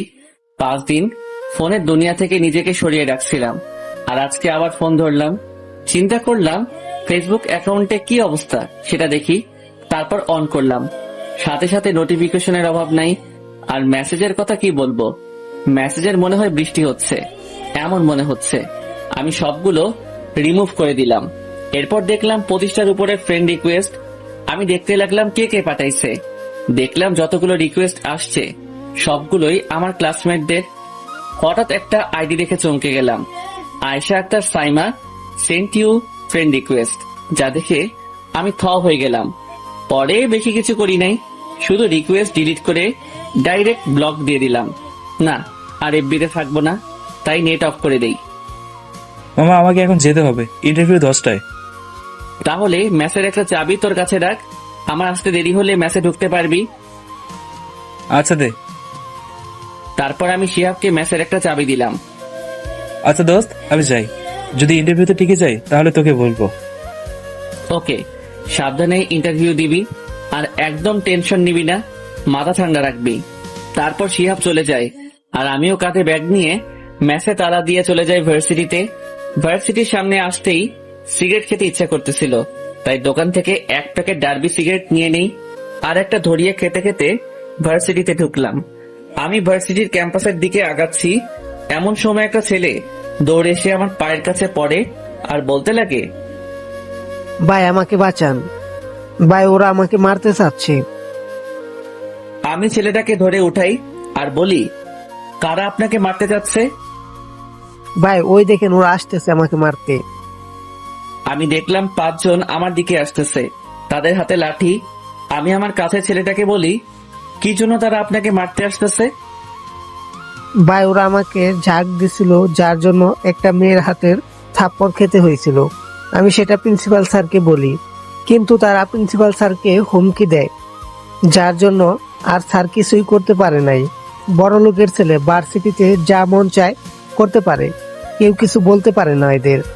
যদি কেউ এদের কথা না শুনে বা বিরুদ্ধে যায়, পরে এরা সবাই মিলে বিরুদ্ধে যাওয়া মানুষগুলোকে মারধর করে।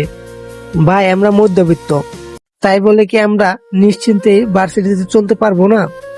আমরা মধ্যবিত্ত বলেই কি অন্যদের গোলামি করব নাকি? ভার্সিটি তো সবার, তাহলে কেন আমরা বড় লোকদের গোলামি করব? আমাদের খাবার তো আর তারা দেয় না, তাহলে কেন তাদের কথা শুনে যাব?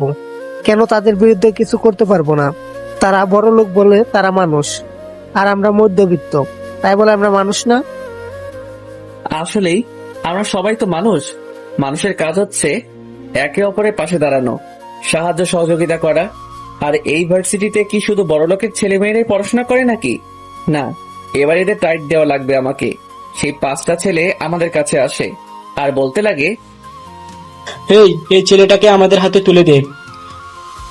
আমি পারবো না, আপনি এসে নিয়ে যান।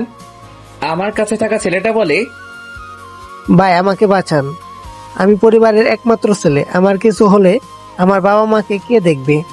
তারা আমাকে অনেক কষ্ট করে পড়াশোনা করাচ্ছে ভাই, তারা আমাকে নিয়ে অনেক দেখে আছে। আমিও চাই আমার পরিবারের পাশে দাঁড়াতে। সেই 5টা ছেলের মধ্যে একটা ছেলে এসে আমার কাছে থাকা ছেলেটার হাত ধরে আর নিয়ে যেতে লাগে। আমিও সেই ছেলেটার হাত ধরে ফেলি। যে ছেলেটা আমার কাছে থাকা ছেলেটাকে নিয়ে যেতে নেয়, সে আমাকে বলে, এই ছেলেটার হাত ছাড়। ছাড়বো না। আমার মুখে সিগারেটটা অন্য হাতে দিয়ে নিয়ে, এই ছোট লোকের বাচ্চা, তুই আমার কথা শুনছিস না? হাত ছাড় বলতেছি, না হলে তার বদলে তোকে নিয়ে যাব। আগে তোর হাঁটার মতো অবস্থা থাকে নাকি সেটা দেখ। ছেলেটার হাত ছেড়ে আমার কাছে এসে আমার কলার ধরে, যা আমার মেজাজ 440 করে দেয়। কলার ছাড়। না ছাড়লে কি করবি তুই? ব্যাস, আমার হাতে থাকা সিগারেট সোজা সে যে হাত দিয়ে আমার কলার ধরছে সেই হাতে লাগিয়ে দিলাম, আর সাথে সাথে খুব জোরে তার গালে একটা ঠাস করে থাপ্পড় দিলাম। তবে থাপ্পড়টা একটু বেশি জোরে পড়ে, যার জন্য ছেলেটা নিচে পড়ে যায় আর তার মুখ দিয়ে রক্ত বের হতে লাগে। সে তার হাত দিতেই মুখ চেক করে। ছেলেটার অবস্থা দেখে সেখানে থাকা 4 জন থেকে 3 জন আমার কাছে দৌড়ে আসে। আমারও মেজাজ খারাপ হয়ে গেছে, চোখ লাল হয়ে গেছে। আমি যে ছেলেটাকে মারছি তার হাতে একটা লাঠি ছিল, সেটা হাতে নেই, আর অজরে সেই 3টাকে মারতে লাগি। তবে খুব খারাপ ভাবে মারতে লাগলাম, কারণ আমার ভিতরে রাগ জমে আছে। সেই রাগ ওভারলোড হয়ে গেছে, তাই ছেলেগুলোকে মারের মধ্যে দিয়ে নিজের রাগ ঝাড়তে লাগলাম। তাদের মেরে আধমরা করে দিলাম। দেখলাম একজন আছে, তার কাছে আমার কাছে আসা ছেলেটাকে নিয়ে যাই আর বলি, নে এবার এই ছেলেটাকে টাচ করে দেখা। কিরে কুত্তার বাচ্চা, টাচ কর না এবার। এতক্ষণ তো দেমাগ দেখালি, এখন তো আমি এই ছেলেটাকে তোর কাছে এনে দিলাম, মার না একে। কিন্তু ছেলেটা চুপ করে আছে, আর তার চোখে আমি ভয় দেখতে পাচ্ছি। আর খেয়াল করলাম ভার্সিটির সবাই আমার দিকে তাকায় আছে এবং তাদের চোখেও ভয় দেখতে পাচ্ছি। এতদিন ভার্সিটির সবাই আমাকে অজান্তেই খারাপ হিসেবে চিন্তা করত, কিন্তু আজ তারা আমার এই রূপ দেখে অনেক ভয় পেয়ে গেল। আসলে কিছুক্ষণ আগে আমি যাদের মারছি তাদের খুব খারাপ ভাবে মারছি, আর যারে থাপ্পড় দিছি আমার মনে হয় তার মারির দাঁত নড়ে গেছে। আমি সেই ছেলেটাকে বলতে লাগি, এই বড় লোকের বাচ্চা, ভার্সিটি কি তোর একার নাকি তোর বাবা এটা শুধু তোর জন্য বানাই দিয়ে গেছে? এই ভার্সিটিতে যারা পড়ে সকলের অধিকার আছে নিজের মতো করে ভার্সিটিতে চলার, কিন্তু তোদের মতো বড় লোকেরা আমাদের মতো মধ্যবিত্তদের নিজের চাকর বানিয়ে রাখতে চাস। আমরা কি তোদের দেওয়া খাবার খাই নাকি তোরা আমাদের বাসায় গিয়ে খাবার দিয়ে আসিস? এটা যদি বড় লোকদের ভার্সিটি হতো তাহলে তোরা যা মন চাই করতি, আমরা কিছুই বলতাম না। কিন্তু এই ভার্সিটিতে ধনী গরিব মিলে সবাই পড়ে, তার মানে এই না যে তোর চাকর হওয়ার জন্য আমরা ভার্সিটিতে আসছি। কি মনে করিস নিজেদের টাকা আছে বলে টাকার অহংকারী দেখাবি? যদি এতই টাকা থাকে তোদের তাহলে নিজেদের ভার্সিটি বানা আর সেখানে গিয়ে পড়। এখানে মরতে আসছিস কেন? আর টাকা আছে বলে কি যা ইচ্ছে তাই করবি নাকি? আর তোরা নাকি প্রিন্সিপাল স্যারকে ধমকাইছিস। এই কুত্তার বাচ্চা, প্রিন্সিপাল স্যার কি লাগে তোদের? এত বড় হয়েও মুরব্বীদের সম্মান করতে শিখলি না? জানি না বাড়িতে মা বাবার সাথে কেমন আচরণ করিস তোরা। টাকা পেয়ে শিক্ষা ভুলে গেছিস তাই না? আর ভার্সিটি আসিস কি গুন্ডামি করতে? এতদিন আমি এই ভার্সিটিতে আছি, বিনা কারণে আমাকেও সকলের সামনে খারাপ বানানো হয়েছে। আমি কিছুই বলি নাই, কারণ আমি কিছু করলে প্রিন্সিপাল স্যারের উপরে প্রেশার আসবে।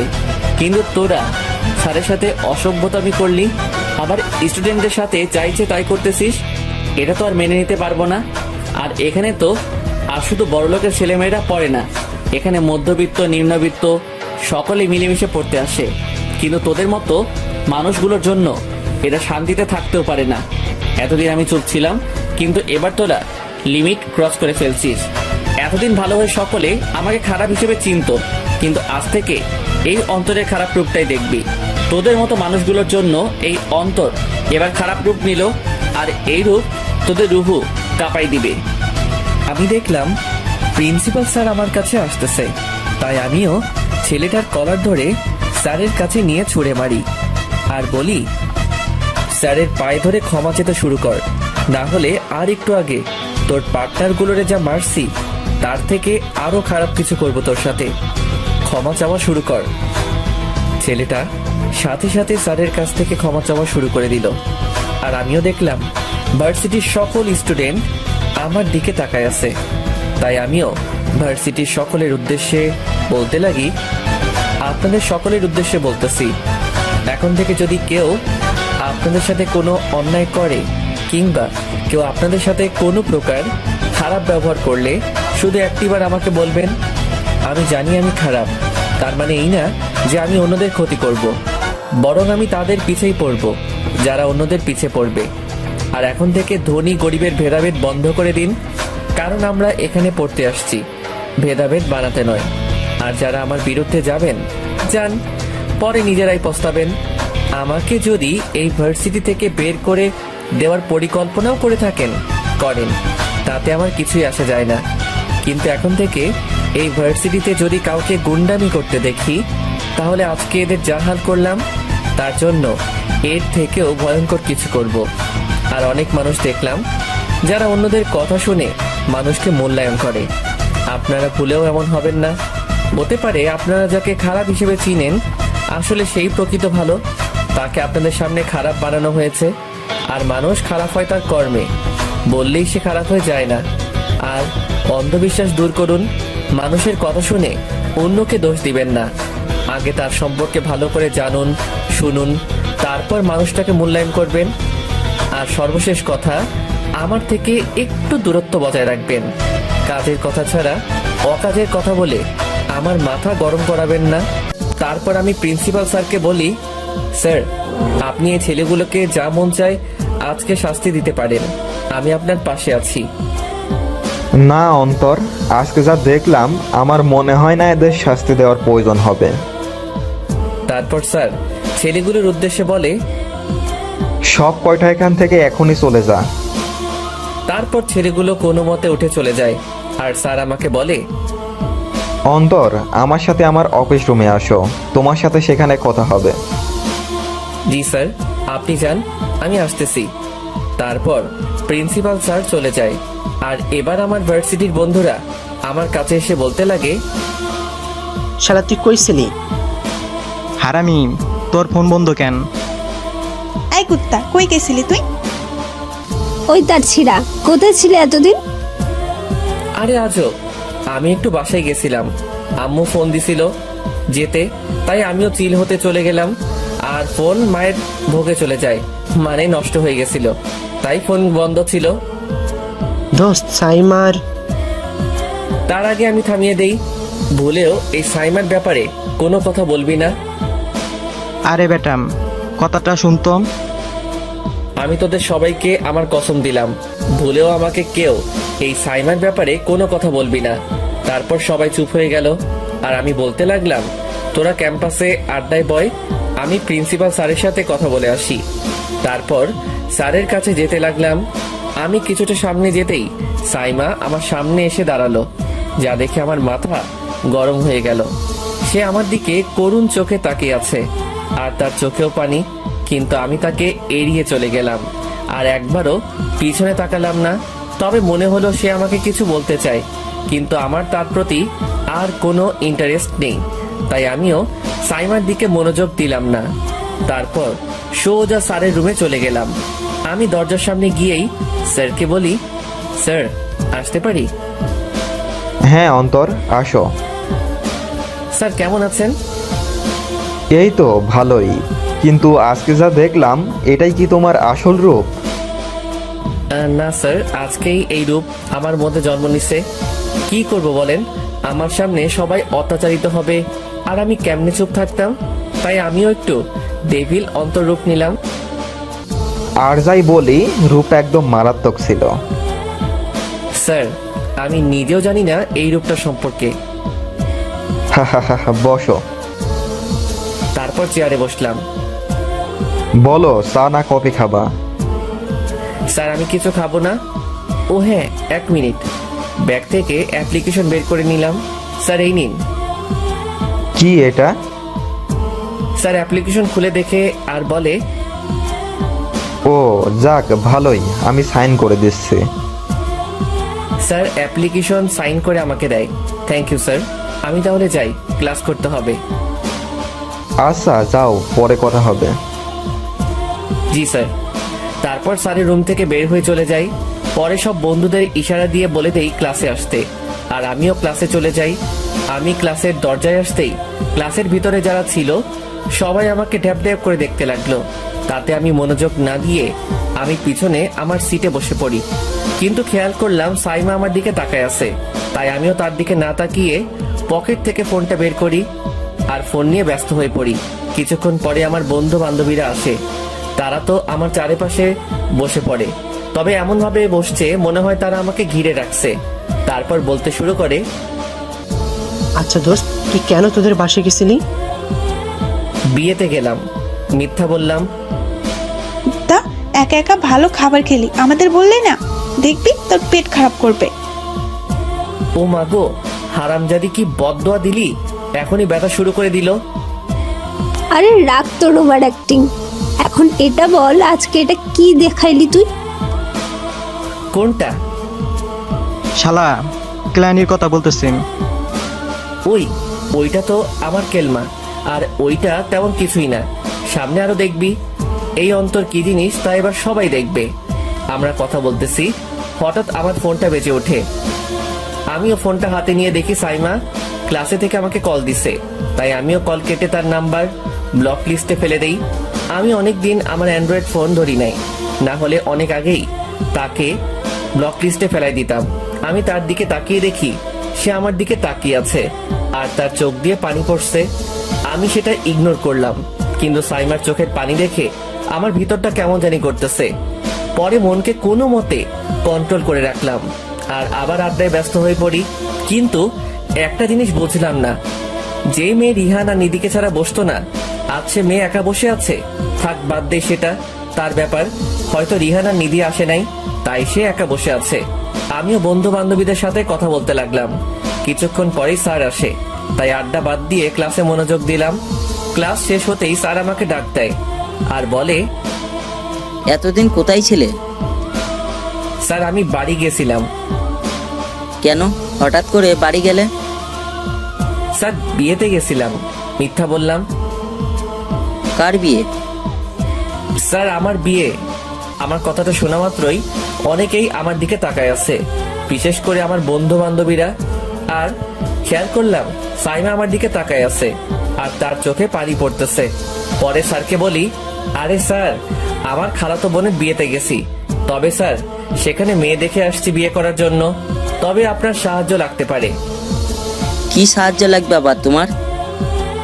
স্যার, মেয়ে যদি আমার প্রস্তাবে রাজি না হয় তাহলে আপনাকে নিয়ে যাব আর দুজন মিলে কিডন্যাপ করব। ফাজিল পোলা, কি উল্টো পাল্টা বলছিস? যাক, স্যার আমাকে চিনছে। যা বেটা এখান থেকে। স্যার, এটা কিন্তু ঠিক হলো না। আমি আপনাকে বন্ধু বানাতে চাইছি আর আপনি কিনা আমাকে এইভাবে সবার সামনে ছোট করলেন। থাক, এই দুঃখে পিঙ্ক কালারের বিষকে নিজেকে শেষ করে দিব। ধুর, তোর সাথে কথাই পারবো না বলে স্যার চলে গেল আর আমরাও ক্লাস থেকে বেরিয়ে গেলাম আর চলে গেলাম আড্ডায়। আমি আড্ডায় যেতেই শিয়াবের ফোন। আমিও রিসিভ করি। হ্যাঁ দোস্ত, বল। মাম্মা, তুই আসলেই লিজেন্ড। আমার চাকরি হয়ে গেছে রে। বলছিলাম না তোর চাকরি হয়ে যাবে। এখন কিন্তু ট্রিট চাই। শালা, শুধু ট্রিট না, তোর জন্য জানো হাজির। আচ্ছা দোস্ত, তাহলে রাখি, বাকি কথা মেসে আসলে হবে। ওকে মামা, সাবধানে থাকিস। আচ্ছা। তারপর ফোন কেটে দিলাম আর আমিও আড্ডায় চলে গেলাম। সেখানে গিয়ে বলি, মামা আর মামি হগল আমাদের মতো আরো এক হারামি আমার সাথে আসছে, ফুল আমাদের কোয়ালিটির। আর সবচেয়ে বড় কথা, আজ আমি হাসি খুশি আছি একমাত্র তার জন্যই। তাই আমি চিন্তা করতেছি তোদেরকে ওই হারামিটার সাথে পরিচয় করিয়ে দিব। আচ্ছা দিস। আমরা আড্ডা দিচ্ছি, এমন সময় রিহানকে দেখলাম। সাথে সাথে আমার ভিতরে শয়তানটা জেগে ওঠে। আমিও সাথে সাথে রিহানকে ডাক দিলাম।